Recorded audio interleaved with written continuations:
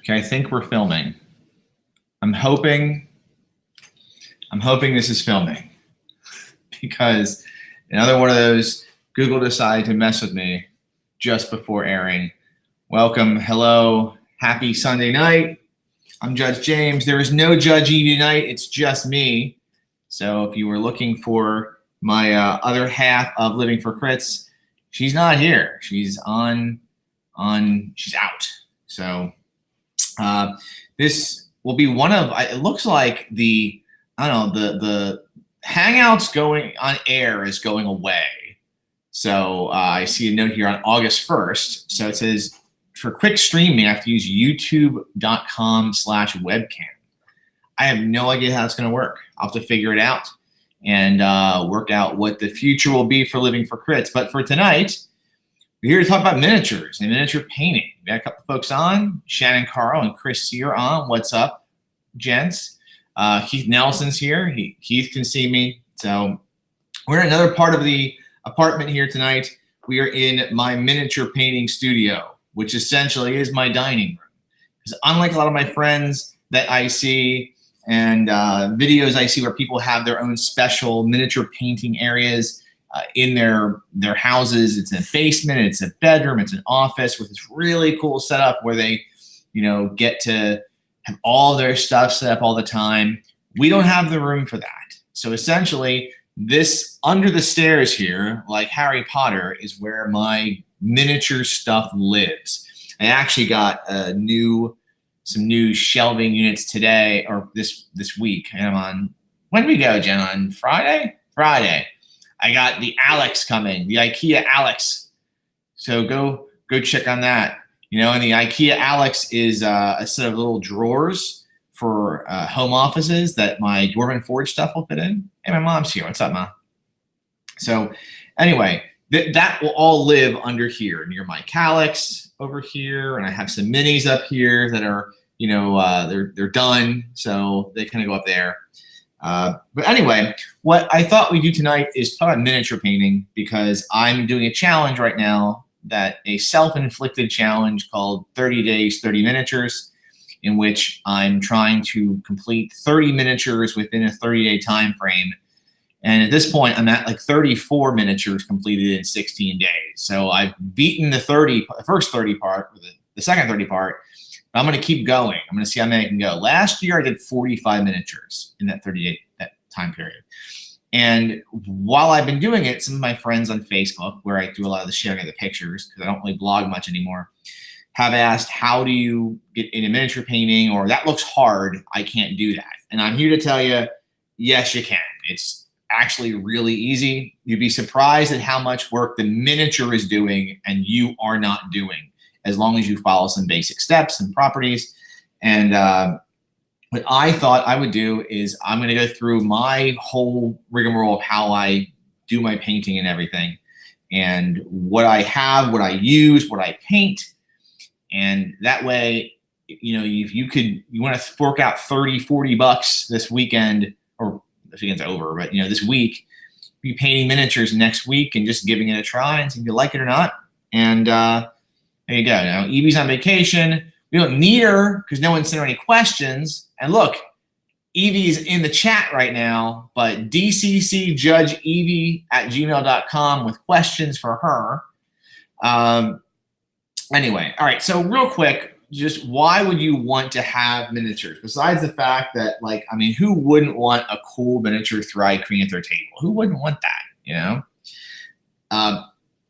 First off, what's the deal? Because so many players, especially in DCC or Theater of the Mind, why even have them at all? And I think that they look cool, so that's neat. It's great to have miniatures at your table. That's always good to have something that represents who you are, even if it's just in front of you and just sitting next to your dice. That's kind of fun. It gives a cool visual aid, especially to younger players. If they don't know who their figures are, they can't visualize it as easy.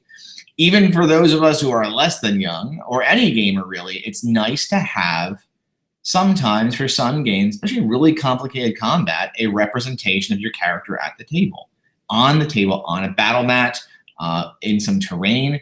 There are some amazing games out there, and con games especially, that I've seen that just, they have such cool terrain, whether it's Dwarven Forge or it's stuff folks have built themselves, and it just gives you a different kind of gaming. Having miniatures versus not having miniatures isn't a right way or wrong way. It's just, what do you want to do at the time?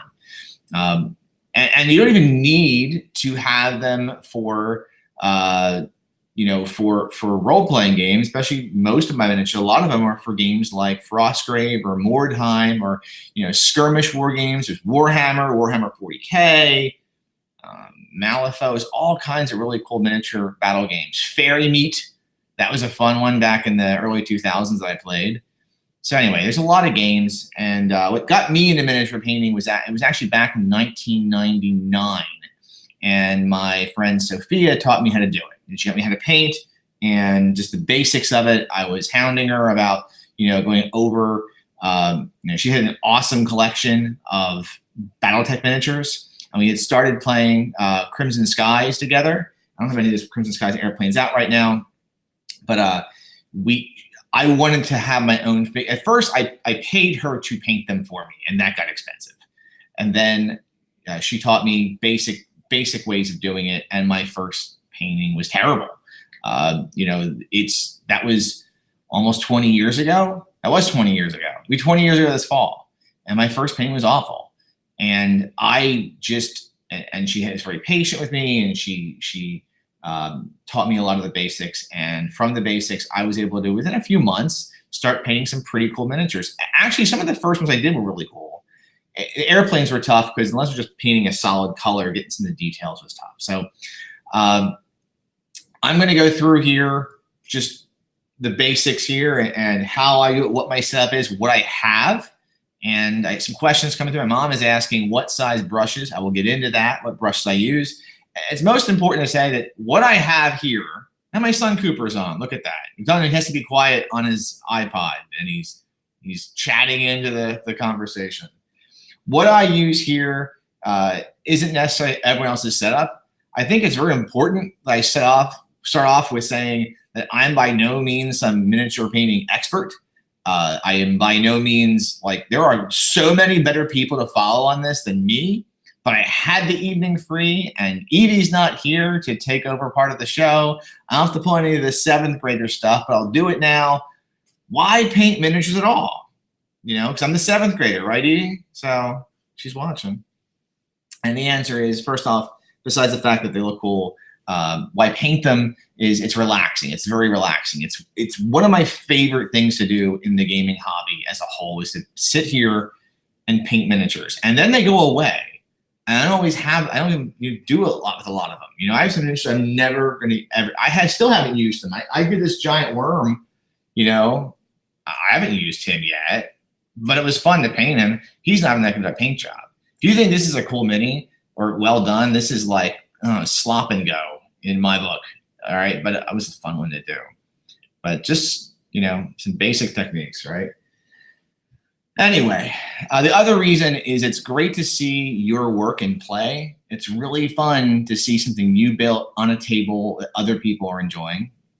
And finally, it's a cool customization, especially if you are a player and you want your hero at the table. If you have a barbarian with dual wields, and oh look, you see this miniature and you're like, I want to have that be my character, then paint him, the skin tone you want, the color of the furs that you want, the weapon colors you want to make the weapon magic and make it like jade green, go for it.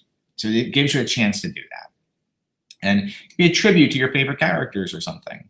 So, all right. So for those of you who are experienced, I will say again, this is my rough cut on how I paint miniatures, and we're going to go through everything. This might be a long episode. You might be hitting an hour tonight. Feel free to ask questions as we go along, and I will read them. And if I, go off track, oh well. So here we go. All right. First off, what miniatures to choose. And I tend to paint, a couple types of minis right now, especially Reaper Bones. especially Reaper Bones from Reaper Bones 4, the last Kickstarter that was like from 2 years ago, because I've been plugging through these things like mad. I have a bunch finished, and for every one I finish, I have more to do. This box here, this is like the box my Reaper Bones came in. And I have so many ready, washed, ready to go, and the box is still full. And this is why the Reaper Kickstarters, if you just want a pile of miniatures, there isn't one right now. I'm not sure when Reaper Bones 5 is coming out. If you want a pile of minis at a relatively decent cost, I think the sticker price right now for what I have is about $500, and I paid $212 for it. So Reaper does Kickstarters right. It is a value. You wait 2 years for your swag, but it's a good value. But so I have a lot of Reaper minis. So I'd show a couple what I have here. The first ones that a lot of folks maybe used to is pewter. It's a pewter mini, you know, and some pewter ones I have. This is actually from Osprey Games, I think. It's like an official Frostgrave Ghost Archipelago miniature. It's a Snake Man. But there's Warhammer has pewter miniatures. Dark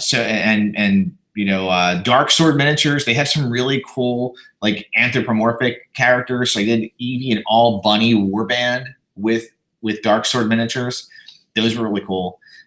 Pewter is, it's not lead, but it has like some of the consistency of it's bendable, it's flexible. And be really careful with the thin parts. I had a Numenera miniature, one of them that like it had a really thin piece, like a sword, I think it just fell off. And if if you have like the drills and stuff and you're real crafty, you can pull it together. I'm not that crafty. You have to prime these. You cannot paint directly onto pewter. I mean, you can. It's going to rub off over time, especially if you're using it at a game table. I had a friend that used to say he would paint onto the pewter and then like do like the seal or the lacquer on it afterwards. I don't know if that works. I do that. Pewter is quickly becoming one of my lesser favorite miniatures to paint. I have a lot of them. I still am painting them, but like durability, when this drops, like this is gonna chip. The minute the paint chips.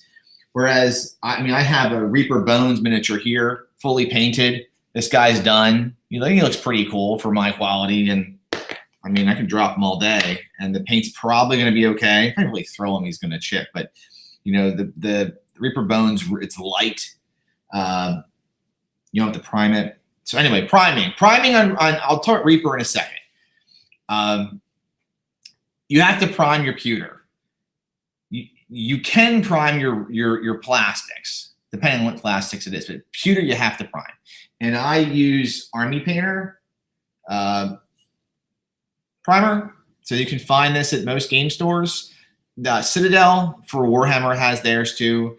And when you're priming, you just set your minis out. I like to put them on cardboard, stand them up first, and you spray them, I think 12 inches away.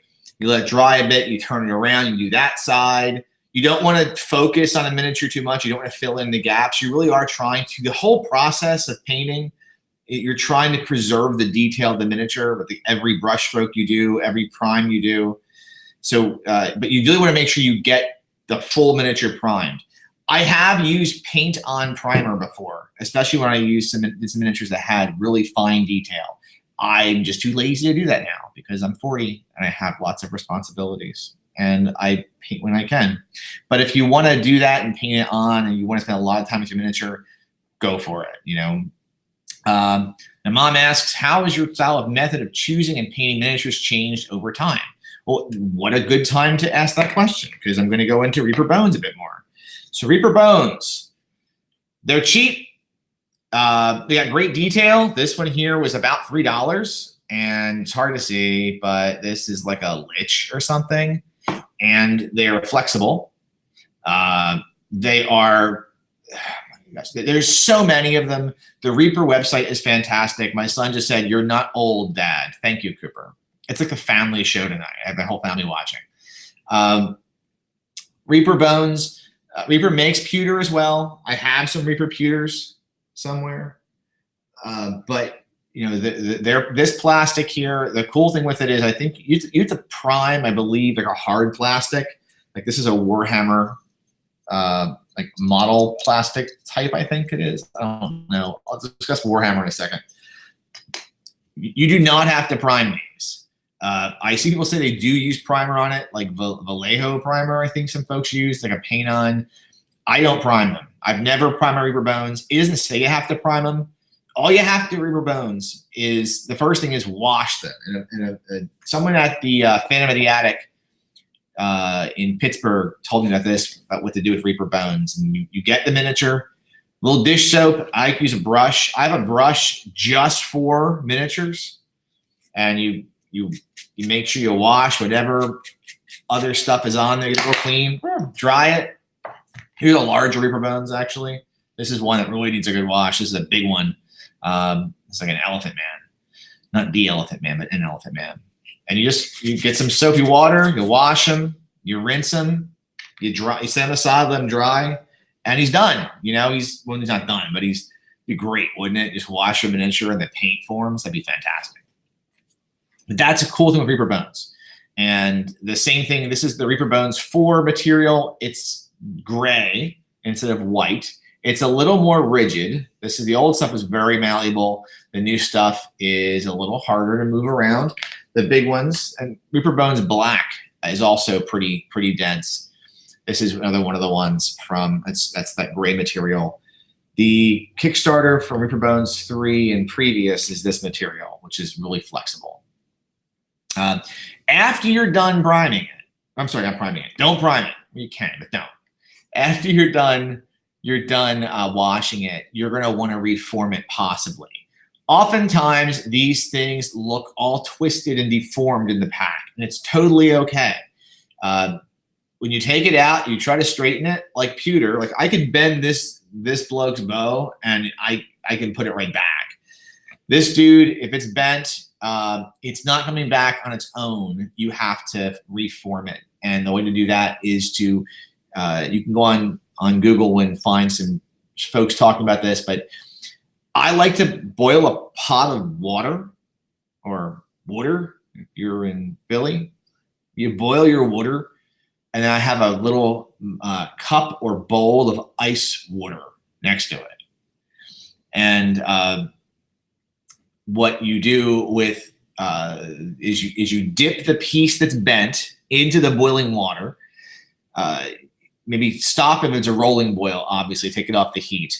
Let it sit there, and then just kind of pull it out, test it. If it's really loose, and you dip that in the ice bath, and it should reform. This guy, his cane was totally jacked, and it looks pretty good now. Now, sometimes if the miniature is at an angle that is a crazy angle, you might have to have it sit there for longer. For instance, this dude was so bent at the legs, and he was really leaning forward, like he was throwing up while he was attacking with his axe.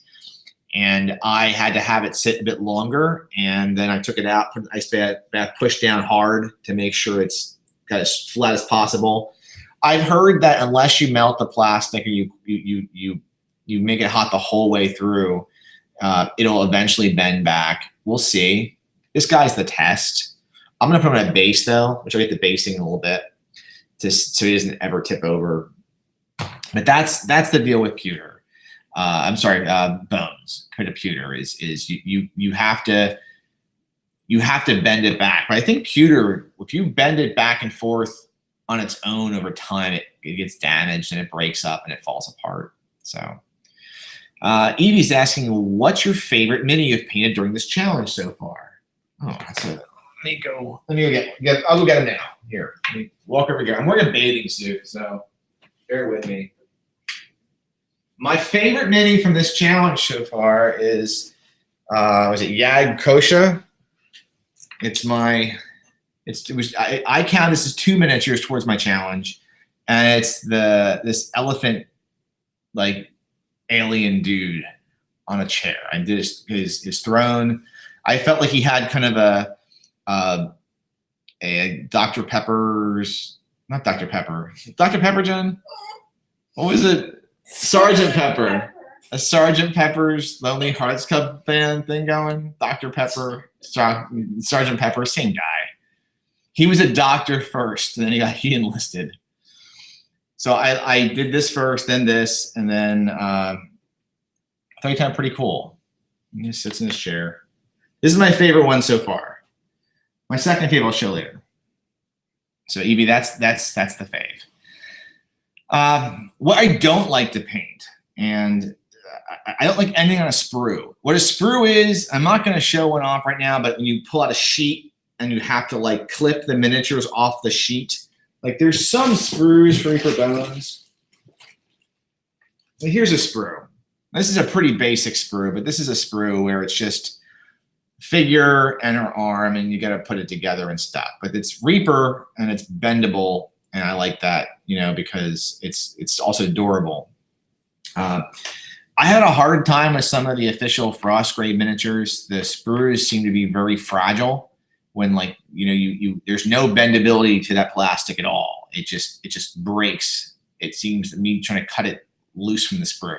So I don't recommend anything on a sprue, at least for a starter, people that are starting out. Which is funny because when I first started out, I started out with a lot of Warhammer Mordheim miniatures, and those were all on sprues. But I had built hobby airplanes for a while before that. Never painted them. I just built them and played with them like toys. So I don't know. I was used to using sprues. I don't do them now because I don't like to cut things free and everything. I don't like anything that's too bendy that breaks off. So really fine pewter. I said that. I don't like, and I don't really paint anything in the new Warhammer stuff that's like resin. I saw a small little miniature at the what store was it? At Phantom of the Attic, and it was like one of the Hobbits, and it was like really tiny, and it was resin, and it was like fine cast, and the price was like $30 for a tiny. No, I can go on Hero Forge and print my own custom dude for that. Plus, I can't paint well enough to get all the detail quality of that. If you are like a next level painter and you can do all that stuff, it's great. I can't. I did get some of these in like a, I don't know what this came in, like a starter pack of Warhammer miniatures. I don't understand Warhammer scale. Like this is the scale of a dude in current Warhammer. And this is like the guy from Warhammer back when I was painting Mordheim. Like these blokes got big. I don't know what they're eating in the Warhammer world, but it's different. I think this plastic, which is to me feels like model plastic, you'd have to paint. This is one of the ones you don't have to glue together, which I didn't like because it has all these gaps in it, like really big gaps. And then it also has it's I don't know if it's gonna hold together or not. It's not glued together. It freaks me out. So I haven't painted these. I'm not gonna paint these. So I think I'm just gonna like leave these, like, you know, gold. If someone wants one, I guess, you know, maybe I'll bring them to Gen Con as prizes. Who knows? I have 4 of those. I didn't pay a lot for them though. Those are not the resin fine casts. That's what I don't like. All right, general prep. You've got your miniature. It's time to paint. But before you can paint, you need to prep the figure. So you've already washed it if it's a Reaper Bones. You've already reformed it. You've glued it. Have you? You glued it yet? Maybe you shouldn't glue it yet. Maybe you need to like file off the stuff. You know, like so get like a small file and file off the flash. Okay, that's what they call the little metal that's left over on the miniature. That's maybe from when they're forming it, when they're molding it. Any mold lines. I have just a small model files. They're buried. I'm not going to get them right now. But you want to use those. You can use a small hobby knife to cut away the mold lines on plastic. I am not the best at getting rid of mold lines either. I get lazy about that too. I just keep on going. So if you see my miniatures and pictures of them online, you're like, wow, he's kind of just keeps going. I'm like, yeah, because you know, when you're playing at a game table, no one's looking that close at the figure. And they look a heck of a lot better still than those plastic minis from the D&D collectible minis that I used to get back in the early mid-2000s. Shannon's asking, would a Dremel work? Shannon's asking, would a Dremel work for that? Like a small Isn't a drum like a small tool, like a small drill, right? I guess it would. Is it like a drill that you like a power drill? I don't know what a Dremel is because I'm not handy. This is the most handy I am is like putting together like furniture. That's from IKEA. It's about as far as I get. I'm not sure, Shannon. I don't want to like Google it. It could, you know what? There are small drills. Like I used to use a small power drill for putting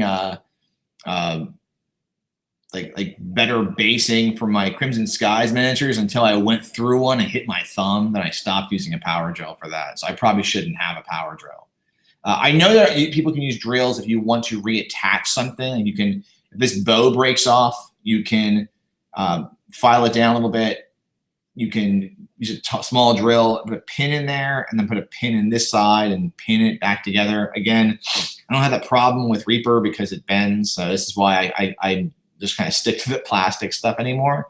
But yeah, I mean, you could use a small drill if you want to add pieces to it. You want to customize your mini.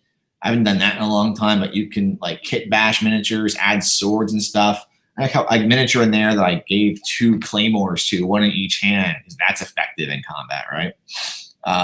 So yeah, so you want to file, you want to trim anything off of the miniature that you don't want to have on the figure, and then you want to make sure it's all bent in place, and then you want to glue it. So for glue, I've been using this Bob Smith Industries Instacure. Get it off of Amazon. It is gap filling 5 to 10 second glue. This has been working. You can also use like crazy glue or just super glue, things like that. I've used all kinds of glues. I've used the gels. I've used the liquids. Just depends on what figure you're doing. Don't use too much. And you have to be really patient with it too, because sometimes you're sitting there holding the thing in place. And then you forget you're watching TV and you're like binge watching Stranger Things and you let go and it comes off. The bow is in your hand, So I don't know. Be careful with your gluing and be patient. Dave Hanlon, who I should say, if there is a master classman of like painting, like, I don't know, Dave Hanlon should be teaching this, not me. He said, mold lines in Flash, big fan of sanding twigs and scraping with a hobby knife. So there you go. A hobby knife is one of those like, I'm going to get my kit for that. You know what? I'm doing the show. I'm already saying I'd be on like, again, sorry for the pajamas. Or not pajamas. I'm not wearing pajamas. I'm wearing a bathing suit. Here's my kit. It's in a steam box. This is my paint. This is my prep kit. I have lots of kits. So I use this Nicholson miniature files for filing down like really nasty stuff. I have a pair of, this is from Army Painter. This is for trimming off really things off of sprues if you have to, or trimming off big pieces of flash or sprue pieces. And this is the hobby knife that I use. I won't take it out, but this is, I think it's a hobby knife, right? Kinda, I don't know. This is what I use for a hobby knife. All right.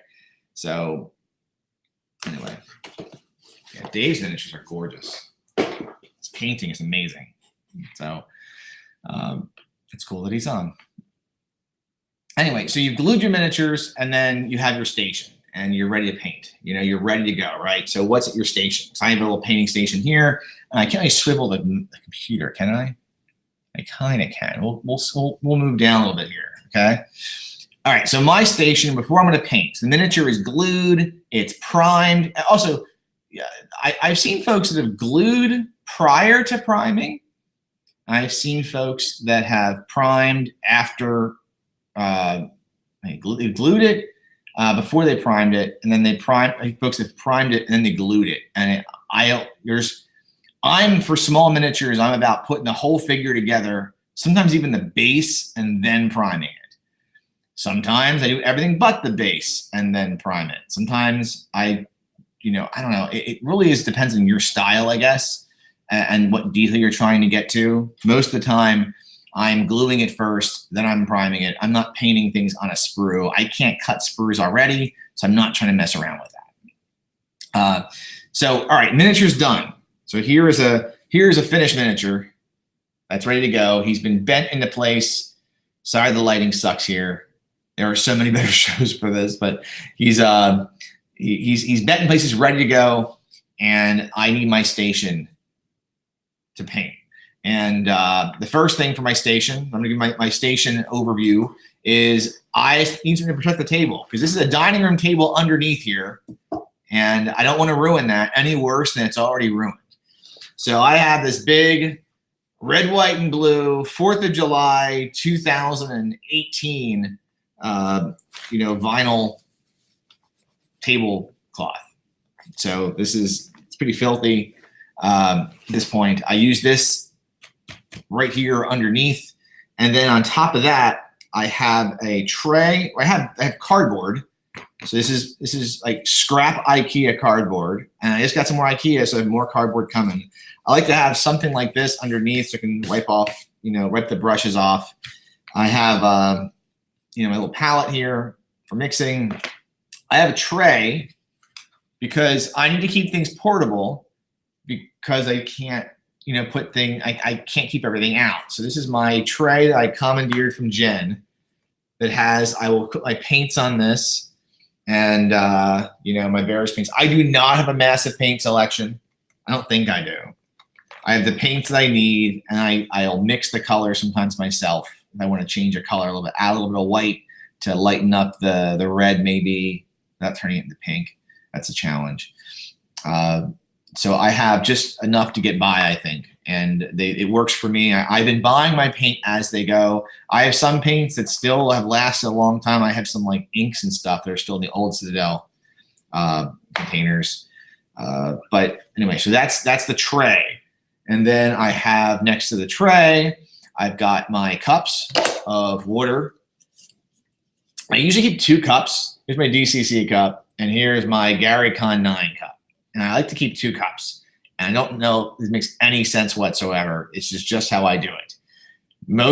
I like to, if it's a brush that, like, just to get the paint off right away, I just paint it a little bit. I use this cup. This is the dirtier water cup. This is the cleaner water cup.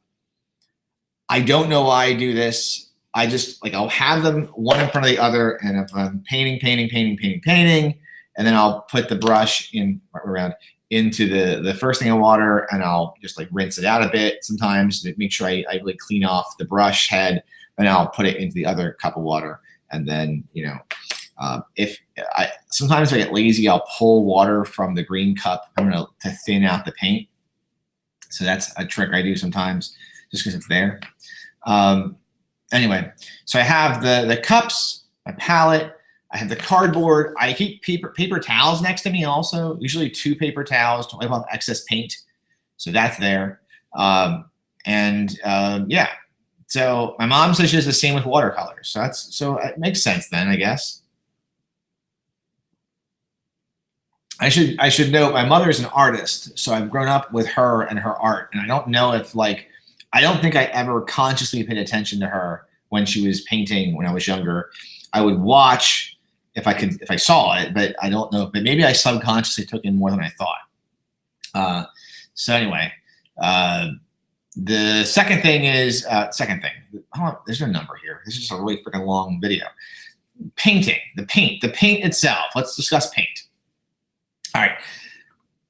Just because it was my first, I know I don't do a lot of Warhammer stuff, but I had pretty much a fan of Citadel's paint, and it's acrylic.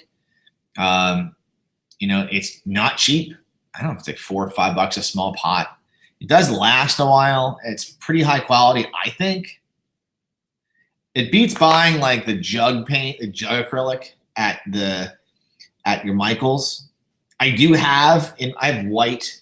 This is titanium white. This is the Liquitex acrylic titanium white, because I've kind of come to the opinion that super high quality white doesn't matter as much. I guess prove me wrong or tell me I'm wrong.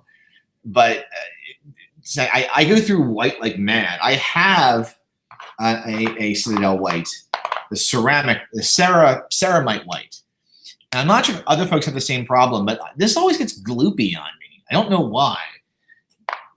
This crap, this $5 for a bucket crap does great. I think it does great. We'll see. But so everything but white is that I might switch. I'm gonna have my black be one of those giant buckets of paint too at some point. But they're all Citadel. And I just, I've come to enjoy using them and I'm used to them. You have to mix them. Like this is Sycorax bronze. If you open it up, I'm not going to tip it out. You would notice inside, it don't look bronze at all. It looks blue or black. It's because you got to mix it. I used to mix it, usually some plastic things like this or toothpicks, or I'll cut up, skewers, for shish kebabs. So, I mean, use something. Oftentimes, I use the end of a brush that hasn't been used yet. And so all my brush ends look like this. They look terrible. So that's okay. There's a couple other things I'll use that aren't paint. And that's these washes, these shades they call them now. So they're always changing the names of their junk, So hey, Jen, just so you know, your son has pushed a note under the door with a pencil. So I guess he's getting tired here. Dave Hanlon says, I keep seeing a lot of painters out there going with Liquitex titanium white. We're going to have to give it a whirl. I guess my take is if it's going to do the same thing as if this is $5 and one of these is $5 or $6, whatever it costs, and this is what, 118 milliliters, and this is, does it say? 12 milliliters. This is 10 of these. So I'm going to sell. I just got this. You know what? I can only note that this dude's tusks are in titanium white, as are his toes and his fingernails, and it looks fine to me. So I don't know. I'm gonna say if it falls apart at some point or it like just dissolves his tusks off, I just let you know, Dave. Anyway, so I don't know. When I was painting years ago, for washes, I would use watered down inks. I have a black ink still and a brown ink still and a magenta ink still, and they all still work. Although I think that they have become more concentrated over the years. These are like 15 years old. I think the magenta is older than that, and I still occasionally use them. If I really want to have, it's not a wash. So what a wash is when you're painting the miniature, and I'll go into this under the steps. A wash is when you fill in you put a very, very watered down coat of paint into the miniature. It's darker and it fills in the crevices. That's how you get detail. Like, I mean, this is like a guy I did. Like, I didn't go through the trouble of painting every nook of that dude's face. I just did a wash on him. And it just, the paint falls into the crevices and fills them and dries. And then you have that 3D effect, that cool 3D effect. So now Citadel has shades. Now keep in mind, there's a gap in my painting career. So I was painting in college until 2003, two, three, something like that. I took an extra year. I was painting in college, okay? Switched majors like 3 times. And when I got out, these weren't there, all right? I was using the inks or watered down paint. And as time went on, I would paint occasionally. And then I went to grad school, and from like 2009 to 2016, I didn't paint anything. So I come back, and Citadel has these, and these are, I guess, the new version of washes. They're called shades, They work the same way. It's watered down, paint-ish type stuff. You apply it to the miniature and it fills in cracks. Maybe it's not technically that anymore. Maybe it's something else. Maybe folks who are big Citadel fans or big Warhammer fans say, no, use it for other things. I use it just to wash the miniature to fill in the crevices. So there are like two methods to give a miniature that cool 3D shading. And one is to wash it and one is to dry brush it, or use a combination of both. I usually do a little bit of both. A bit of both. Anyway, shades. I have 3 shades. I think there's more than 3. I don't need more than 3. I have Nuln oil. I don't know what a Nuln is, but this is his oil. Why did my email just pop up? Don't need that. I have a Athonian camo shade that's for greenish crap, because I'm always painting serpent things. And then Seraphim Sepia, which is my brown and rusty shade.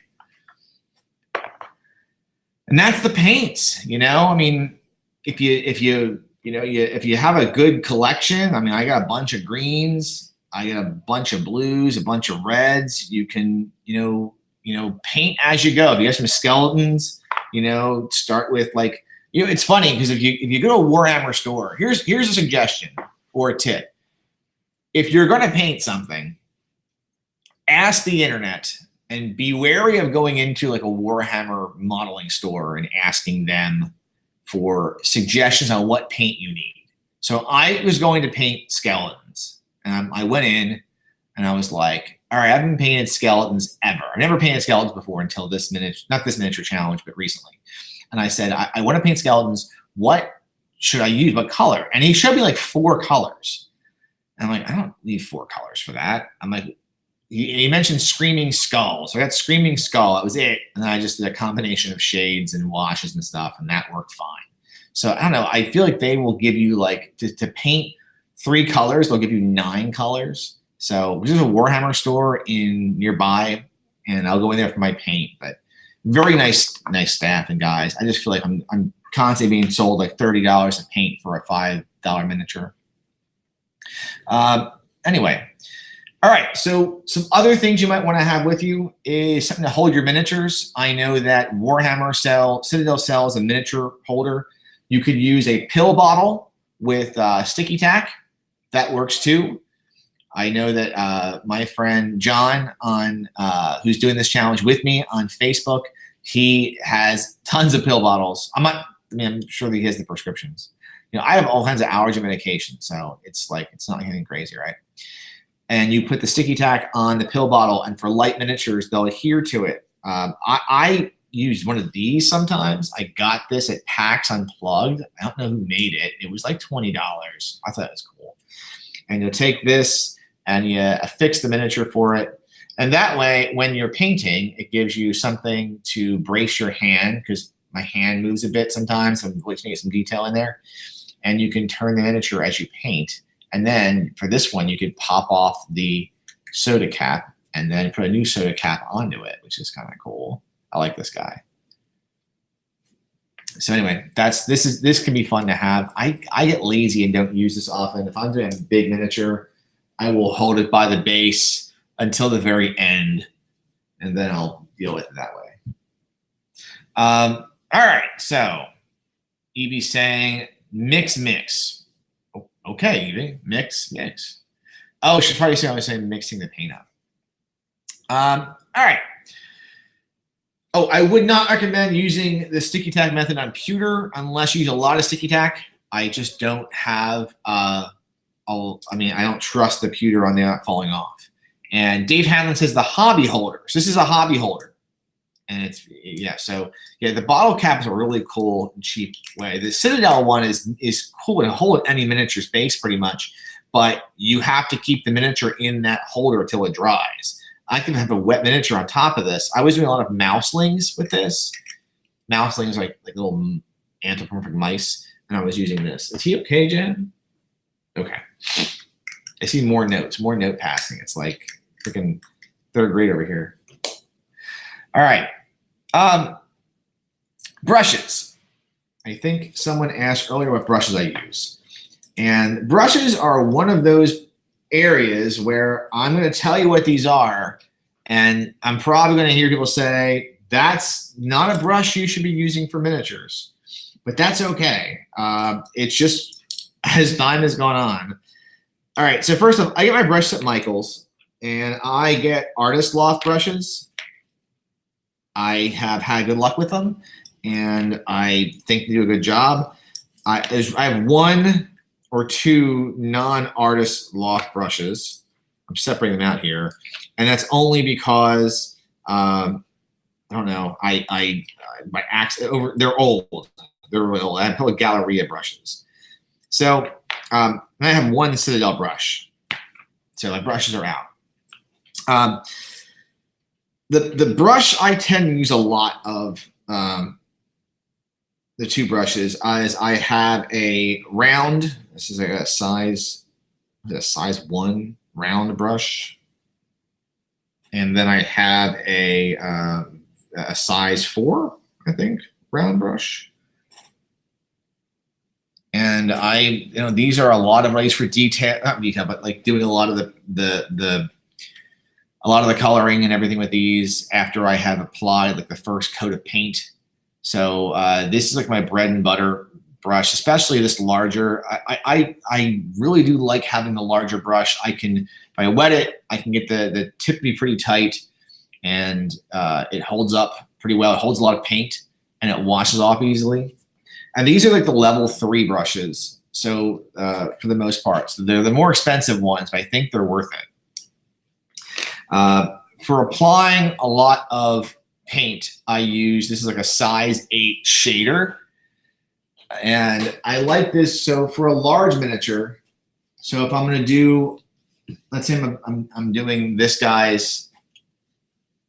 chair first, it holds a lot of paint. I can get a lot of paint on there, but it's soft. It gives a nice even look to the applied paint. So you don't want to have brush lines if you can avoid it. You're going to have some, especially if you're going kind of quickly like I do. But if I can avoid it, I'm going to, get some nice, it'll look okay. I should note that the quality of your miniature does make a big difference. If your miniature has great features or a lot of detail, the big miniatures especially, all that detail will pick out very, very, very nicely as you paint it.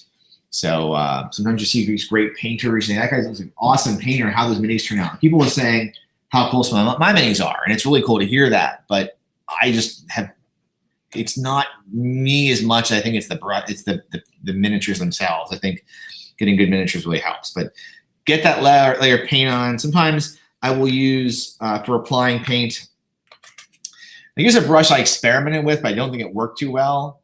I don't know what this is. This is Zen. What kind of brush is this? Someone tell me. I have no idea. I thought this would be great for applying paint, for applying a lot of paint. And it doesn't hold much, and it's at a weird angle, and it's not so great. But it's not the brush's fault. It's my fault for having the wrong brush. I do use this sometimes for dry brushing occasionally. For smaller areas, it works well for that, going in a weird vertical pattern. I also have 2 brushes I don't use that much. I'm going from like best to worst back to best. I have a couple of Galleria, an angle and a flat brush.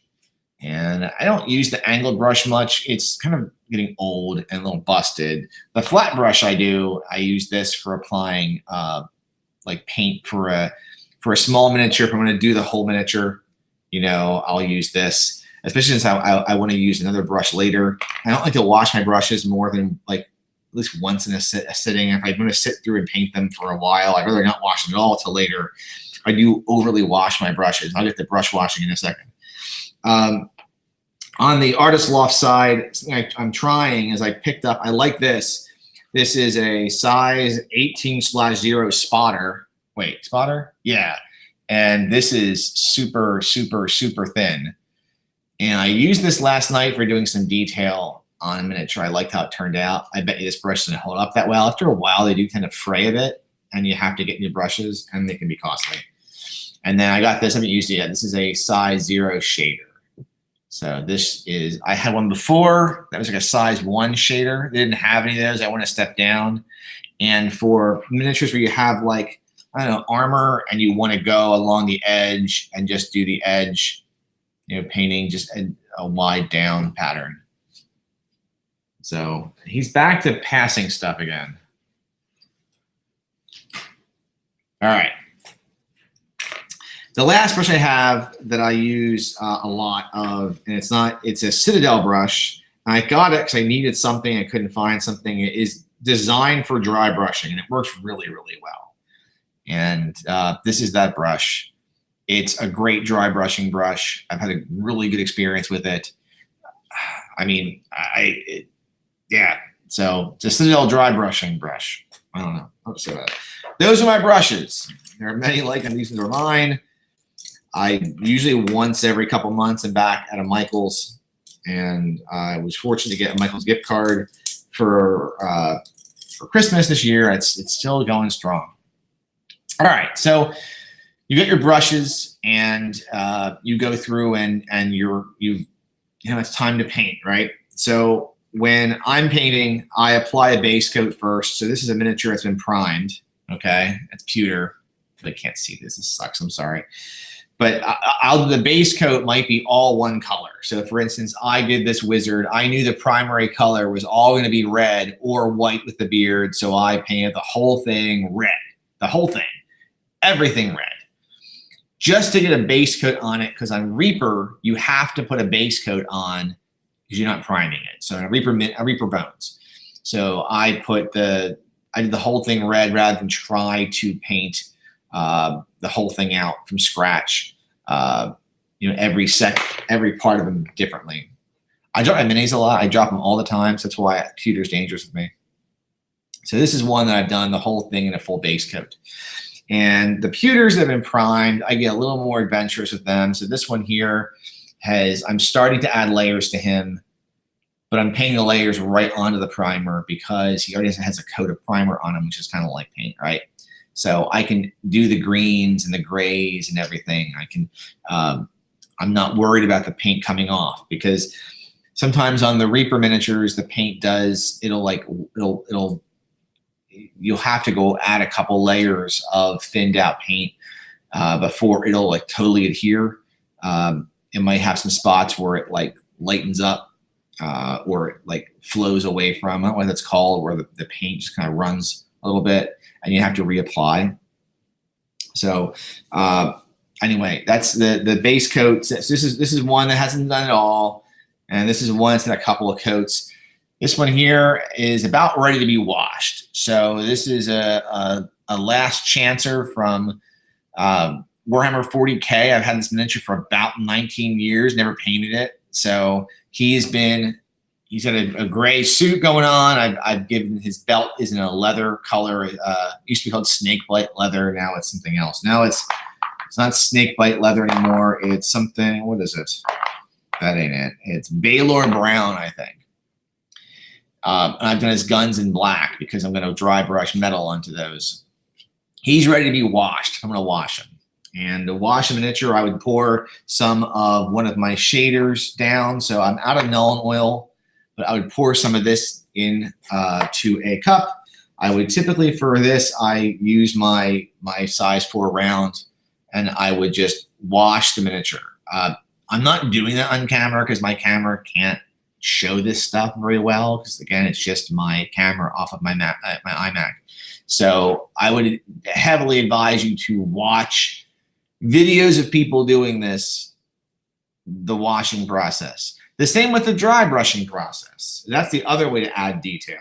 So try to show this. This is a miniature here that's ready to be, washed. All of his armor is done. Now he needs to have those recesses filled out. And once you dry brush, or once you wash, like the wash fills the gaps. That's how this guy has abs. He's been washed. So he was a brownish color before. Then I washed, put a black wash on it, filled in the gaps.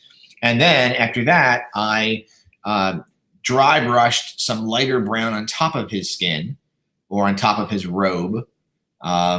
And that added some light. So you have the outer piece. And dry brushing is you're taking your brush, you put paint on it, you wipe off almost all the paint, and then you run the brush lightly over the outside, and it just, the flecks of paint hit the top of the miniature, but doesn't go into the recesses.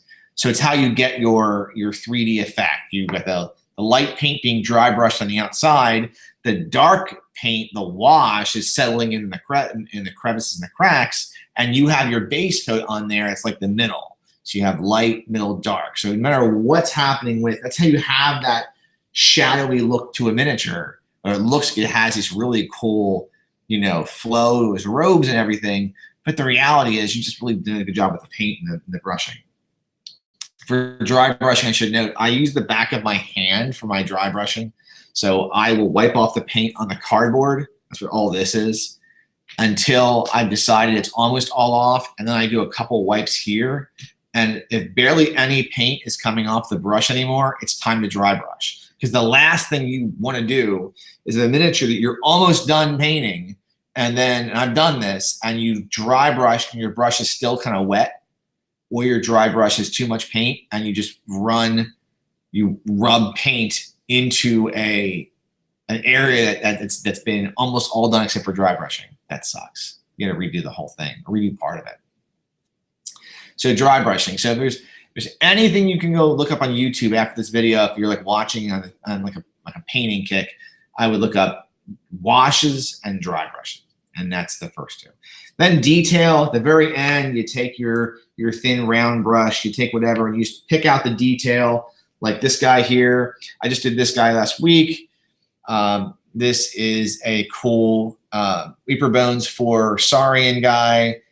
For this guy, one of the details I did, for instance, was after I picked out all his scales and add some yellow to some of his scales on his back, just by hand. I pulled out and ran some of that bone color over the bones on his chest, on his the garment he's wearing. It was just cool, So at the end, that really, especially light colors, you can pick out that detail. On metals, if you've used a dark metal, like lead belcher, I think is the really dark citadel metal. And then they have a mithril silver. You might want to do the mithril silver on the outside of like a gun to make the gun have like a light spot on it. I don't know, go crazy, right? So that's the detail part. The very end, and some detail can add some cool nuance to your figure, and then let the miniature dry. Actually, there's a lot of letting it dry. So I should note that I have a whole process. For painting a miniature, for me, it's rare I can do one in one day unless I'm waiting a lot in some decent gaps. Because like on the base coat, I like it to dry for a few hours before I start, doing any kind of layers, or definitely for any washes. I always make sure washes dry like overnight, or at least like 2-3 hours, because you don't want to paint near a wash. If you have some pooled liquid in there, it's not a larger miniature, the paint will run into the wash and vice versa, and create a muddy effect, which sucks. And then, after that, the next day I want to dry brush. Shannon's asking blow dryer. I've never tried a blow dryer. I know that, I think you gotta be careful. So blow dryer, couple things. First thing is, I don't know the effect it would have on the acrylic, if it would do anything like tighten it up or anything. I know on a bones miniature or plastic, it could deform the plastic. Because one of the ways to bend these back into shape, if you don't want to use the boiling water method that I use, is you can use a hair dryer. So I guess if you had it on just air, I guess it would work. But I mean, unless you're just wait the next day. Part of this is the whole thing of being patient, right? Just want to relax. It's a relaxing hobby. Working on a miniature. I always have some in process. Like, so for right now, like where I'm at, I got a lot that look like this. Nothing's been done, right? I've got a lot that are in mid-process where they have some coats.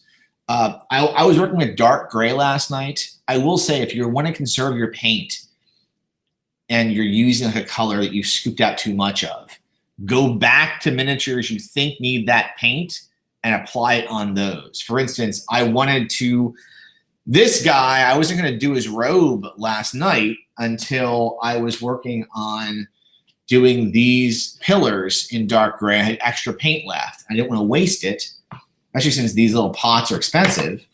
So I used it to finish this guy's cape. I'm not ready to do this guy yet. I've got a whole bunch of others I'm working on. But you know what? I saved the paint. So you want to be frugal and, you know, save a few bucks. That's a way to do it. So anyway, so some are in progress. These guys are in progress. I have a whole bunch of these. These are what I'd call batch painting, right? I think others call it batch painting too, right? Because they're all getting the same color scheme and they're all getting the same basic layout. So I'm doing them all at once. If you're doing Warhammer armies or other army games, you want everybody in uniform, you can go a bit faster than doing just independent figures with multiple colors that are different from other figures. But these guys have a lot of armor and they're a pain in the ass. And I'll be happy to be done these for. I don't know. I don't like armored figures that much. They're all silver. There's no detail to them really, except for like the straps and stuff. You know, it's just boring. I'm working on, this will be done tomorrow, I think.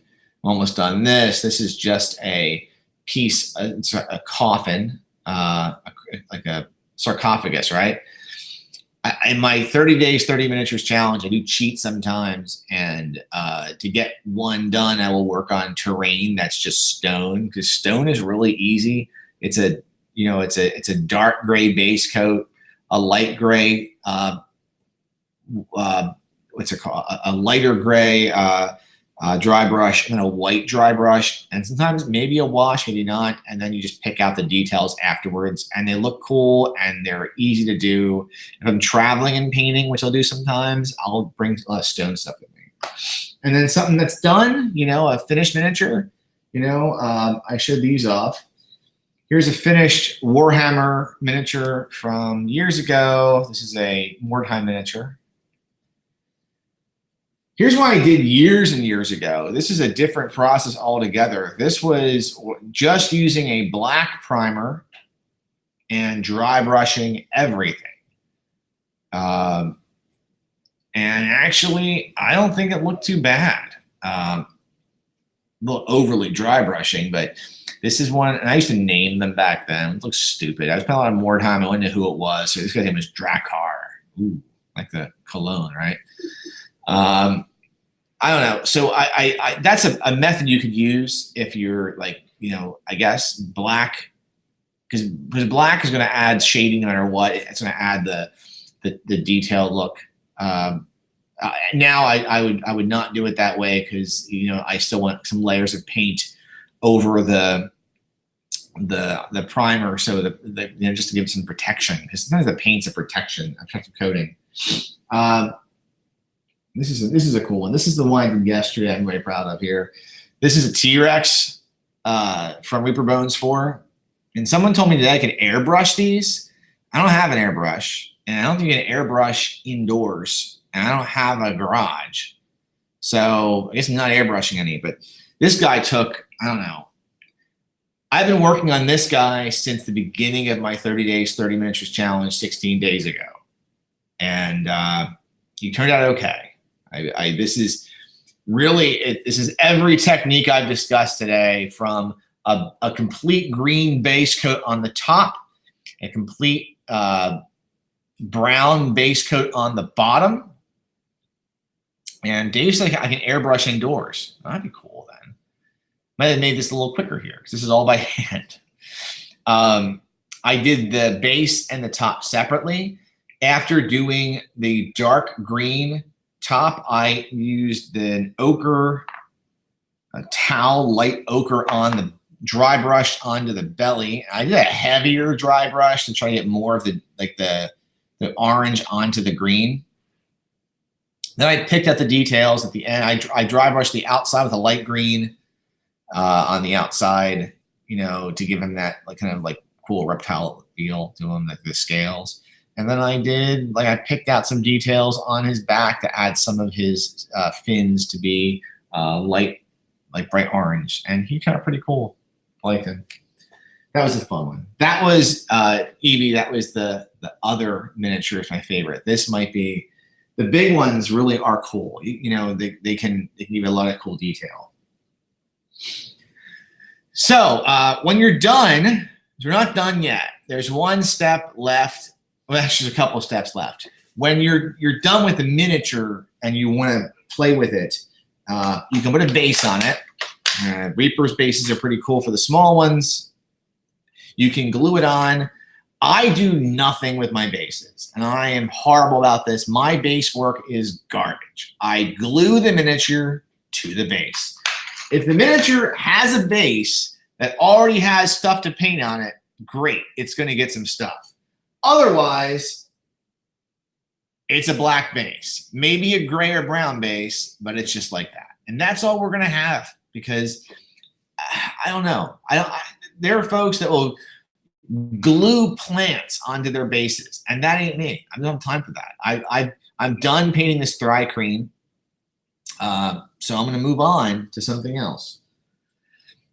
But the step after basing it, you might want to consider is putting like a lacquer on the miniature. So now this is for if you're going to play with it at a table and you don't want it to get damaged, or put a little layer of protection on it.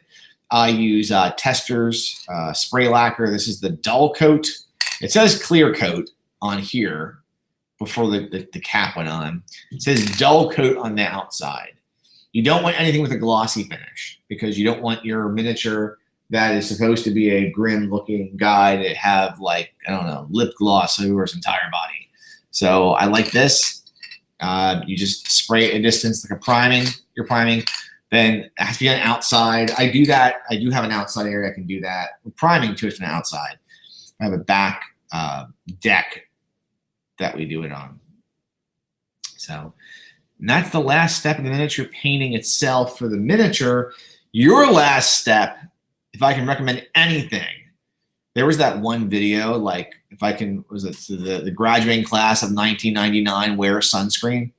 To the miniature painting class of 2019, if I can suggest one thing, or recommend one thing, it's to use brush cleaner, okay? Be nice to your brushes. Don't just rinse them off in water and think you're done. You want to take care of them. They can be, some of them are, if your brushes are so cheap you're not doing that to them, get better brushes and use this. This is like $8, $9, $10 online. It'll last you a while. My first container just ran out, and it had been through one 30-day 30 miniatures challenge with 45 minis and about 25, 30 miniatures prior to that. And then some of this year's miniatures. So maybe about 100 miniatures were painted with one coat of it, one can of this. And what it is this is for oil paint, watercolor, acrylic, or stains. And it's a nice lemony smell. And when you're done painting with your brushes, or between, if you've got a lot of paint on a brush, you want to get it off of there, and you've rinsed it and you still see some of it on there, you rinse the brush out completely, and then you move the brush through. I would move the brush with the brush stroke, like with the grain, with the bristle.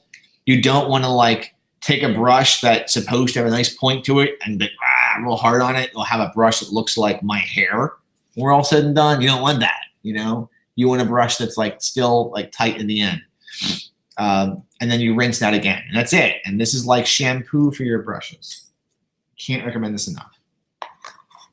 And that's it. I think that's the whole thing. So yeah.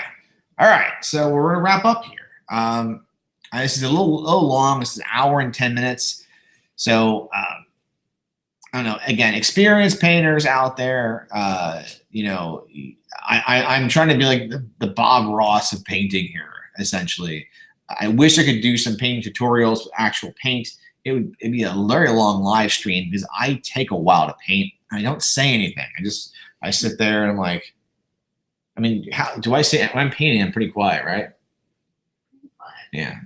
So I just sit there, paint, think about what that figure's gonna be used for, think about work, think about, you know, whatever. And I like to have something on in the background I can listen to that I've seen before, so I don't have to watch it, but in like my mind's eye, I'm playing the movie again. And I like to just zone out and do the painting. And I could sit for a couple hours and work on it, and I'll have a bunch of figures. I'll set out what I think I'm going to work on. Sometimes I decide nothing there is any good. I'll go back to back here on this tray is everything. Everything that's in process right now, completely in process. And yeah, I'll just paint away. So but there are some people out there you can go watch paint, and hopefully you got something out of this. And if you've never painted before, maybe next weekend you will start. So if you have any questions that I can answer, toss them in the comments below. Please like, comment, and subscribe if you haven't subscribed to Living for Crits yet. I'll be happy to either get you the answer or, grab a friend who can answer better. I'll send every question over to Dave Hanlon. I'm not going to do it today, I promise. But there are some great resources out there. If there's ever a time to start painting miniatures, between the cost of the miniatures nowadays and a price point now that there's no reason not to do it. And if you're using minis at a game table, if you've invested in things like Dwarven Forge or decent terrain or whatever, or decent maps, if you play Savage Worlds and you have those cool map packs for the different settings, it behooves you to at least get miniatures. Even if you're just using the white figures themselves, I mean, why not? And it's a cool representation of your character.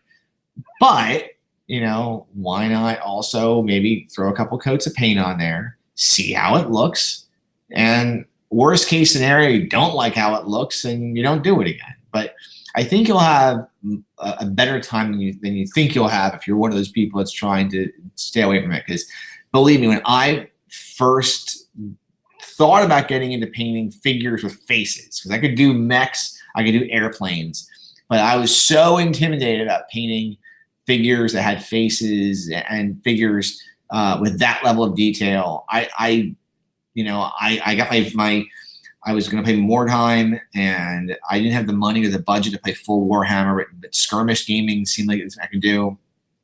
I figured, well, I'm going to do the best I can do. I'm going to play the Skaven. I can do fur. How hard can fur be? You paint everything brown. And, if you're painting for a game, then that's fine.